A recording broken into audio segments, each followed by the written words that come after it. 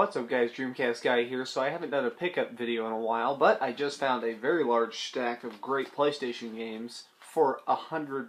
So I figured I'd go through my $100 stack and see what you guys think of it. I personally think it's incredibly awesome, and it's going to give me probably 1,000 hours of joy. So that's a pretty good exchange. So we're going to start out. I have Breath of Fire 4. I have not played any of the Breath of Fire games. I know that's pretty much criminal. It's very interesting if you've never played them. They're like Final Fantasy games done by Capcom, but they have a lot better particle effects. They decided to do like more simulated 3D, whereas back when these were coming out, because I also got Breath of Fire 3, this is still during the like pre-rendered background age. So they were very ahead of their time. It almost has like a Final Fantasy Tactics type look.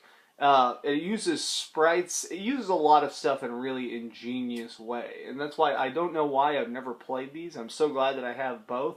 I'm not sure which one is better. I'm probably going to do research onto which ones people usually say is better, Breath of Fire 3 or 4, and then I'm going to play that all the way the fuck through. Because I love a good JRPG. Alright. I know people always diss on grinding. Look, the game's so grindy. I love grindy games. I can't even explain why something is just so zen about, hey, there's 10 million flan. Go kill them for 10 hours so you can defeat the next boss. I'm like, yeah. Alright. Next is Resident Evil Director's Cut.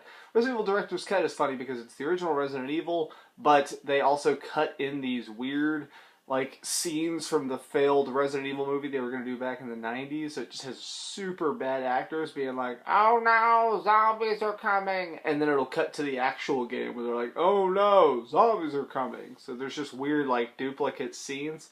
If I remember reading about this correctly, there's like a fun little Easter egg, which is that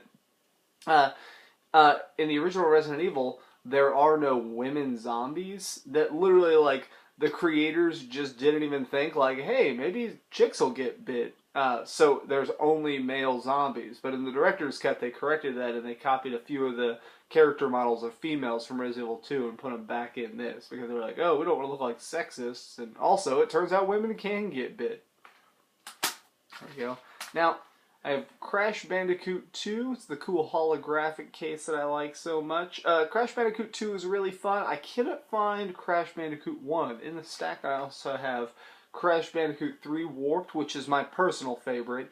I've probably played 200 or 300 hours of Crash Bandicoot Warped just because I like all the cool racing levels and underwater levels and all the funny time travel stuff where you're going to the future and to ancient Egypt. And then to finish off the little Crash set, I've got Crash Team Racing, which I've never played at all.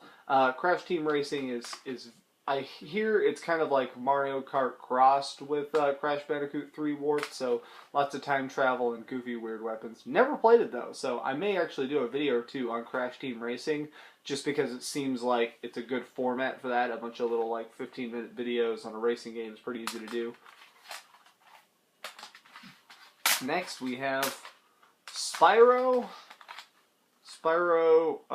Year of the Dragon, and Ripto's Rage. So that's three. Like, I'm really blown away that these games are so old and the boxes are still in pristine condition. I mean, not a crack or a smear. Well, okay, that has a smear, but I promise I just did that. This was pristine before I started playing patty cake with them on this tape. Let's see here. Spyro, Year of the Dragon. Basically, if you've never played the Spyro trilogy, they're very, very interesting. Just kind of like platformy type things. Here's a fun little Easter egg. People don't realize that originally Spyro was going to be this weird shit brown, but when they were doing the original screen tests, you couldn't tell them apart from the grass. So they decided to just make him super bright purple because that was just the most off-the-wall color that could be like distinguished from all the hundreds of backgrounds you're going to be dealing with in there. So there's that. Also, another fun fact is that Ripto's Rage is because when they spelled out Spyro in katakana in the Japanese script, it looks like R-I-P-T-O. So they decided to, like, it made like a big cult rumor that Ripto was the secret bad guy. So when they did the third game as a joke, they finally made a bad guy named Ripto, who's like an evil dragon. Alright, then I got Medieval 1 and 2. If you've never played Medieval, there's collections of it on the PSP. If you're a PSP fan, you can probably find one for pretty cheap. They're very interesting. There's been talks for a long time that they're going to do a sequel to this or an HD remake of this. In fact, it may even have come out because people have been talking about it so long. I'm sure by now some developer has jumped on it. You're basically Sir Arthur, the legendary knight, but you've died and you weren't supposed to die. So they just resurrect you as like a decimated corpse. And now you have to go along and fight justice and truth, but as a fucking dead body. It's really funny. It's full of really goofy, like, black satirical humor. Both of them are really good. You team up with, like, all sorts of weird monsters and demons throughout history. It's really good. Oh, look at the mummy titties. Yeah. High quality mummy titties. Alright, Legend of Dragoon. Legend of Dragoon is really interesting. It's very much like Final Fantasy, except it's not produced by Square Enix, even though for years and years and years I thought it was. Legend of Dragoon has an interesting combat system in that it's your typical turn-based combat, but whenever you're striking somebody, like a key will appear, basically like a quick-time event from like Resident Evil or Shenmue. It makes it where you can do an additional hit, and if you nail that one perfectly, then another one will appear. And so sometimes, while trying to exploit someone's elemental weakness, you can switch into like a dragon form and go up and start punching, and then just keep getting chain punches and kill a boss in like 10 minutes. So it's kind of an interesting, like, fluid rhythm style in a normal turn-based RPG. I mean, way, way, way ahead of its time. Final Fantasy Anthology. Final Fantasy Anthology isn't super duper rare anymore. These were rare for a long time. As you can tell, I have the Greatest Hits edition, and collectors for some reason hate Greatest Hits editions, whereas I don't care because I just love playing video games. Final Fantasy Anthology includes Final Fantasy V and VI. This was the first time Final Fantasy V was ever released in America in English. If you've never played Final Fantasy V, it's basically a turn-based RPG like your normal Final Fantasies, but run on the job system from Final Fantasy Tactics. So if you just want to spend 10 billion hours grinding in a single game without even leaving the first town, Final Fantasy V is the game for you. Alright, we're just going to talk about these last two games real quick. Got Tenchu Stealth Assassins. It's just like the first really good sneaking game.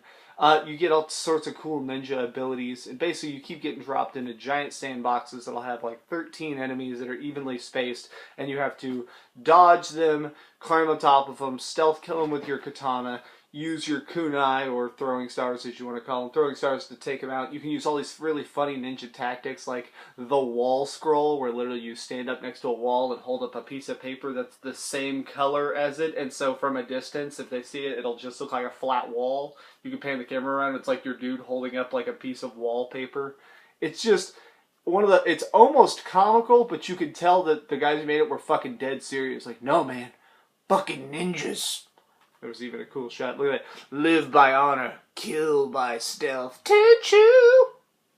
Alright, and then the last one that is really good is Star Trek Invasion. It kind of looks like, if you've ever played Space War or Freelancer, kind of just that weird, like, let's fly around in space and accomplish objectives kind of game, but with a Star Trek theme. I think I'm going to definitely have to do a video about this as well, because this cannot be good. I've never heard of a good Star Trek game, so as a Star Trek fan, I'm going to have to play this. Apparently you work for Lieutenant Worf during the Borg Wars, so that's pretty sweet. So thanks so much for watching, guys. This has been DreamcastGuy. Feel free to like, comment, share, and subscribe, and remember, every time you see a clearance game, fucking buy it. Clearance games are great. Look at that. $100. Fuck yes. Thanks so much for what I got. Keep dreaming.